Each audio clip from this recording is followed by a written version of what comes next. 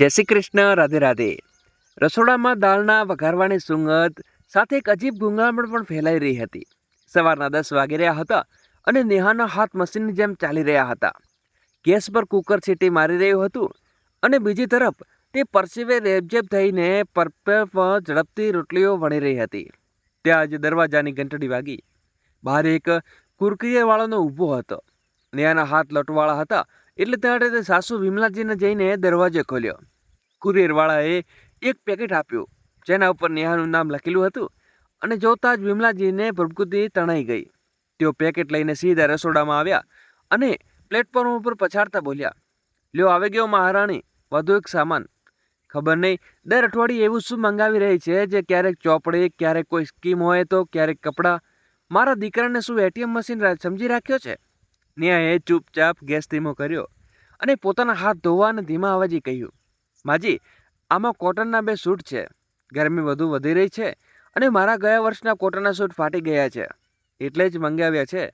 અને રહી વાત પૈસાની, તો મારા પતિ કમાય છે. મારી નાની મોટી જરૂરિયાતો તેમને નહીં કહું તો કોને કહીશ? નેહા આટલું કહીને વિમલાજીનો પારો 7મા આસમાને પહોંચવા માટે પૂરતું હતું. તેમણે અવાજ વધુ ઊંચો કરી કહ્યું, વહુ, હવે અમને શીખવાડશે કે પતિની કમાણી પર કોનો હક છે, જે મારી આખી જુવાની આ ઘરને સિંચવામાં કાઢી નાખી. પણ ક્યારેક પોતાના મોઢે મારા પતિ પાસે નવી સાડી નથી માંગી. તેઓ પોતે લાવીને આપતા તે અલગ વાત હતી. અને આજકાલની છોકરીઓ આવતાની સાથે જ પતિના ખિસ્સા ઉપર દાંટો નાખવાનું શરૂ કરી દે છે. જો તારે આટલા શોખ પૂરા કરવાનો હોય તો તારા પિયરવાળાઓને કહે કે દર મહિને તારા ખર્ચા માટે પૈસા મોકલે. આખરે તારા બાપે સરકારી નોકરીમાંથી પેન્શન પણ વધાવી હોય છે ને. બરાબર એ જ સમયે નેહા રોહન અને પોતાના રૂમમાંથી બહાર આવ્યો. તે ઓફિસમાં જવા માટે તૈયાર થઈ રહ્યો હતો અને ટાઈમ બાંધતી વખતે તેને આ બધી વાતો સાંભળી લીધી હતી. રોહને પોતાની માતાને શાંત કરવાનો પ્રયત્ન કર્યો. મમ્મી, બસ કરો હવે. 2 સૂટ માંગ્યો છે. મેં જેને મંગાવ્યું હતું. આમાં પિયરવાળાની વચ્ચે લાવવાની શું જરૂર છે? આજકાલ છોકરીઓ પોતાની જરૂરિયાતો જણાવી દે છે તો તેમાં ખોટું શું છે? દીકરાઓનો મોઢે વહુનો પક્ષ સાંભળીને વિમલાજી પોતાનું અસલી બ્રહ્માસ્ત્ર છોડ્યો. તેણે રડમસ ચહેરો બનાવી લીધો. હવે તો તારે પત્ની સાચી લાગશે ને? બેટા, આ બહારથી આવેલી છોકરીઓ ઘર ઉજાડવા અને મા બાપને અલગ કરવામાં વાર નથી લગાડતી. તું તો હજુ તેના પ્રેમમાં અંધ થઈ રહ્યો છે. મારી તો હવે આ ઘરમાં કોઈ કિંમત રહી નથી. રોહન એકદમ ચૂપચાપ થઈ ગયો. જાણતો હતો એક શબ્દ પણ વધારે બોલશે તો વાત એટલી વધી જશે કે ઓફિસની રજા લેવી પડશે. તે ચૂપચાપ પોતાનું ટિફિન લઈને ઘરની બહાર નીકળી ગયો. રોહનની ચૂપચાપી નેહાના દિલ ઉપર હથોડાની જેમ વાગી રહી હતી. તે જાણતી હતી કે રોહન તેને પ્રેમ કરે છે, પણ માતાની સામે બોલતી બંધ થઈ જાય છે. આ ઘરમાં નેહાનો અવાજ હંમેશા દબાવી દેવામાં આવશે. એ વાત આજે કાંતની જેમ સાફ થઈ ગઈ છે. વહુ અને નેહાને લગ્નને 1 વર્ષ વીતી ચૂક્યું હતું. નેહા કોઈ સામાન્ય છોકરી ન હતી. પિયરમાં તેના પિતા એક સન્માનિત શિક્ષક હતા અને માતા એક સાધારણ પણ સમજદાર ગૃહિણી. નેહાએ શહેરની સૌથી મોટી યુનિવર્સિટીમાંથી અભ્યાસ કર્યો હતો અને તે પોતાના બેચની ગોલ્ડ મેડલિસ્ટ હતી. એ ઉપરાંત તેણે બીએડ પણ કર્યું હતું અને તેના પિતા હંમેશા કહેતા કે તેની દીકરી એક દિવસ બહુ મોટી અધિકારી કે પ્રિન્સિપાલ બનશે. લગ્ન પહેલાં તો નેહાએ થનારા પતિ રોહનને કહ્યું હતું કે જો નેહા લગ્ન પછી પણ નોકરી કરવા ઈચ્છે તો તે કંઈ વાંધો નથી.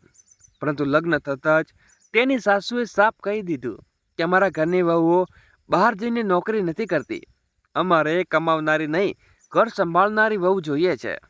નેહા બધા જ સર્ટિફિકેટો એક સુટકેસમાં બંધ કરી દેવામાં આવ્યા હતા.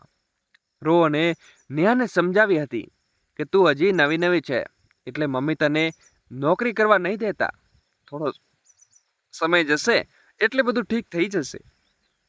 રોહનના સમજાવવા ઉપર નેહાને ઘરની શાંતિ માટે પોતાના સપનાઓને બલિદાન આપી દીધા અને ત્યારથી નેહા સવારે 6 વાગ્યાથી લઈને રાતના 11 વાગ્યા સુધી બસ આ ઘરની સેવામાં જ લીન રહેતી.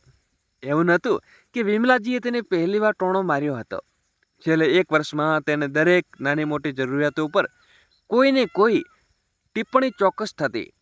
ક્યારેક નવા ચપ્પલ ખરીદવા ઉપર, તો ક્યારેક ઓનલાઈન કંઈક વસ્તુ મંગાવવા ઉપર, તો ક્યારેક ડૉક્ટરની ફી પર. નેહા દર વખતે એવું વિચારીને ચૂપ રહી જતી કે સમય સાથે બધું ઠીક થઈ જશે. પરંતુ આજે પહેલી વાર વિમલાજીએ તેના પિયરમાં અને તેના પિતાના સન્માન ઉપર આંગળી ઉઠાવી હતી, જે તેના દિલને બહુ ઉઠી હતી. આજે વિમલાજીના એક ટોણાને તેની અંદર સૂતેલી આગને જગાડી દીધી હતી. પિયરથી ખર્ચાના પૈસા મંગાવો, આ વાક્ય તેના મગજમાં વારંવાર ગુંજી રહ્યું હતું. શું એક સ્ત્રીએ પોતાની કોઈ ઓળખ નથી હોતી? ઘરમાં પોતાનું કોઈ મૂલ્ય નથી હોતું? જો તે ઘરનું કામ છોડીને બહારનું કામ કરતી તો આ ઘરમાં માટે એક નોકરાણી હજારો રૂપિયા આપવા પડત. પરંતુ ઘરની વહુના શ્રમની કોઈ કિંમત નથી. ઉલટું તેને પોતાના જ પતિના પૈસા ઉપર પલનારી બોજ સમજવામાં આવે છે. તે રાત્રે નેહા સૂઈ ન શકી. તેણે અંધારામાં જ પોતાના સુટકેસ ખોલી અને પોતાના સર્ટિફિકેટો બહાર કાઢ્યા. તેના ગોલ્ડ મેડલની ચમક આજે પણ એવી જ હતી, પરંતુ તેનું પોતાનું અસ્તિત્વ ધૂંધળું થઈ ગયું હતું. તેણે ફેસલો કરી લીધો કે હવે બધું ગૂંટાઈને નહીં જીવે. તેણે તેના એટીએમની કોઈ જરૂર નથી. તે પોતાનો ખર્ચો હવે જાતે જ ઉઠાવશે.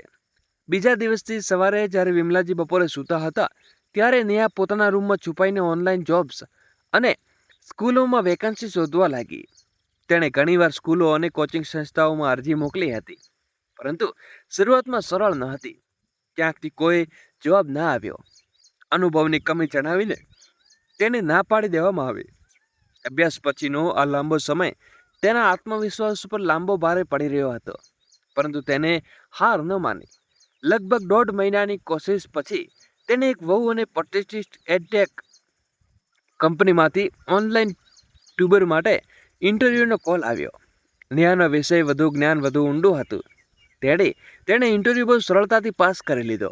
કંપનીમાં તેનો વર્કશોપ ઘરેથી કામ કરવાનો વિકલ્પ આપ્યો, જેમાં તેને દિવસમાં માત્ર 4 કલાક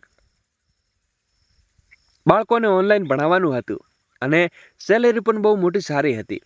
જ્યારે નેહાને આ વાતનો રોહનને જણાવી તો પહેલાં તો હિચકાયો, પછી મમ્મી નેહા તમે તો સૌ સ્વભાવના છો કે નેહાને દ્રઢતાથી કહ્યું, માજીને સંભાળી લઈશ.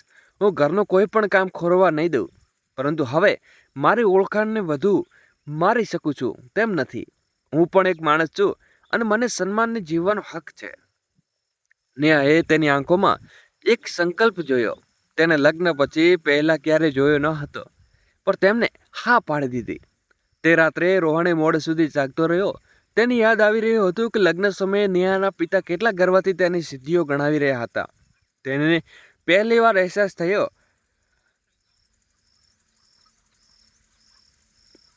કે તેણે પોતાની પત્નીનો સાથ આપવાનું બહુ મોડું કરી દીધું છે.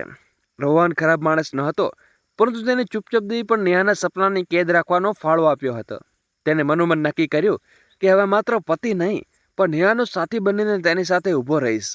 જ્યારે વિમલાજીને ખબર પડી કે નેહાને નોકરી શરૂ કરી દીધી છે ત્યારે તેમણે આખું ઘર માથે લીધું. હવે આ ઘરને ધર્મશાળા બનાવશે. બહારવાળા સામે આપણું નાક કપાશે અને આપણે વહુની કમાણી ખાઈએ છીએ. તેમણે નેહાને હેરાન કરવા માટે જાણી જોઈને ઘરના બધા કામ વધારી દીધા. ક્યારેક અચાનક મહેમાનો બોલાવી લેતા તો ક્યારેક કોઈ નવી વાનગી બનાવવાની ફરમાઈશ કરી દેતા, પરંતુ નેહાએ પણ હાર ન માની. સવારે 5 વાગે ઉઠીને ઘરમાં બધા કામ પતાવી લેતી.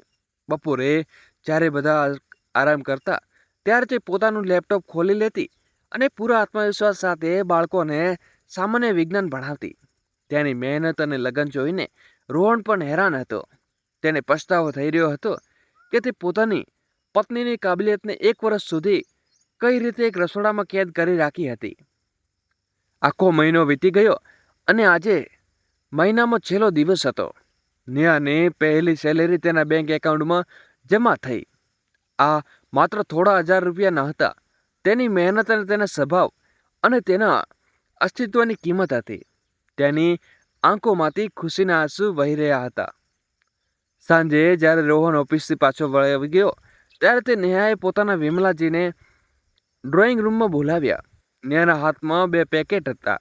તેમાં પહેલું પેકેટ બહુ પ્રેમથી વિમલાજીના હાથમાં મૂક્યું અને વિમલાજીએ સંકોચ સાથે તેને ખોલ્યું. અંદર સિલ્ક એક બહુ સુંદર અને મોંઘી સાડી હતી. તે વિમલાજીએ થોડા દિવસ પહેલા એક દુકાન ઉપર જોઈને પસંદ કરી હતી, પરંતુ કિંમત વધારે હોવાને કારણે તે છોડી દીધી હતી. અને આજે શું છે? વિમલાજીએ આચાર્યથી પૂછ્યું. મારી પહેલી કમાણીમાંથી તમારી મનપસંદ સાડી છે, માજી, નેહાએ હસતા હસતા કહ્યું. અને પછી તેને રોહન તરફ એક શાનદાર ઘડિયાળ લંબાવી, જેને ખરીદવાનું રોહન ઘણા સમયથી વિચારી રહ્યો હતો, પરંતુ ઘરના ખર્ચાઓને કારણે ખરીદી શકતો ન હતો. ત્યારબાદ નેહાએ એક પરબીડિયું લિફાફો કાઢ્યો, જેમાં થોડા પૈસા હતા. જેણે આજ પછી આપણે એ ચિંતા કરવાની કોઈ જરૂર નહીં પડે કે હું આપણા દીકરાની કમાણી ઉપર જલસા કરી રહી છું, કે પછી મારા શોખ પૂરા કરવા માટે મારા પિયરવાળો સામે હાથ ફેલાવવા પડશે. મેં ક્યારે પણ આપણા દીકરાને એટીએમ ન હતો સમજ્યો, પણ તેને મારો જીવનસાથી માન્યો હતો. પરંતુ આપણે મને અહેસાસ કરાવ્યો કે જ્યાં સુધી એક સ્ત્રીના પોતાના હાથમાં પૈસા ન હોય, આ સમાજમાં તેની કોઈ ઇજ્જત નથી હોતી. મેં હંમેશા ઘરને મારું ઘર માન્યું છે, પણ આજે હું આપને એકવાર જરૂર કહીશ, ક્યારેક પણ કોઈ માણસની શિક્ષા, મહેનત અને કાબિલિયતને નજરઅંદાજ ન કરવી જોઈએ. સ્ત્રી ઘર સંભાળે છે, બહાર કામ કરે છે, સન્માન તેનો અધિકાર છે. નેહાની વાતો સાંભળીને વિમલાજી આવાક થઈ ગયા. તેમની પાસે બોલવા માટે એક પણ શબ્દ ન હતો. જે વહુને તેઓ સ્ત્રી માટે એક ખર્ચાળ અને બોજ સમજવાની ભૂલ કરી રહ્યા હતા, તે જ વહુએ પોતાની કાબિલિયતથી આજે પોતાના સન્માનની સાથે સાથે તેમનું માન વધાર્યું હતું. તેમની સાડી તો લઈ લીધી, પણ તેમના ચહેરા શરમ અને આચાર્યજનના સંચોકના મિશ્ર ભાવો હતા. રોહને આગળ વધીને નેહાએ હાથ પકડી લીધો.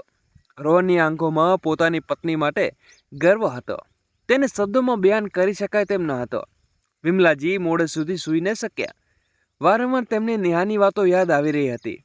આગળના થોડા દિવસો સુધી તેમણે ચૂપચાપ જોયું કે નેહા સવારે સૌથી વહેલા ઉઠે છે, બધું કામ પણ કરે છે, અને પછી પૂરા મનથી બાળકોને ભણાવે છે. પણ તેમને ભૂલનો અહેસાસ થતાં જ તેમણે નેહાને આપેલી સાડી પોતાના હૃદયમાં સરસ ચાંપી દીધી હતી, અને તેમની આંખોમાંથી પસ્તાવાના આંસુ છલકાઈ રહ્યા હતા.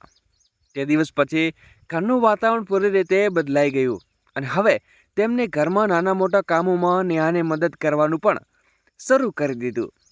વિમલાજીએ સમજાઈ ગયું હતું કે સન્માન માંગવાથી નથી મળતું, પણ પોતાની કાબિલિયતને કમાવવું પડે છે. નેહાએ સાબિત કરી દીધું કે છોકરી જો ધારે તો ઘરની ચોખવટ પણ સ્વર્ગ બનાવી દે છે, અને જો ધારે તો પોતાના સપનાઓની ઉડાનથી આસમાન પણ આંબી શકે છે. જરૂરત હોય તો બસ પોતાના અંદરના એક અવાજને ઓળખવાને જે કહે છે કે તું કોઈ નાની કમ નથી. તો આપણે આ વાર્તા થોડી પણ ગમી હોય તો ચેનલને લાઈક કરો અને સબસ્ક્રાઈબ કરવાનું ભૂલતા નહીં. તો મળીએ એક નવી વાર્તા સાથે. ત્યાં સુધી ખૂબ ખૂબ ધન્યવાદ. જય શ્રી કૃષ્ણ. રાધે રાધે.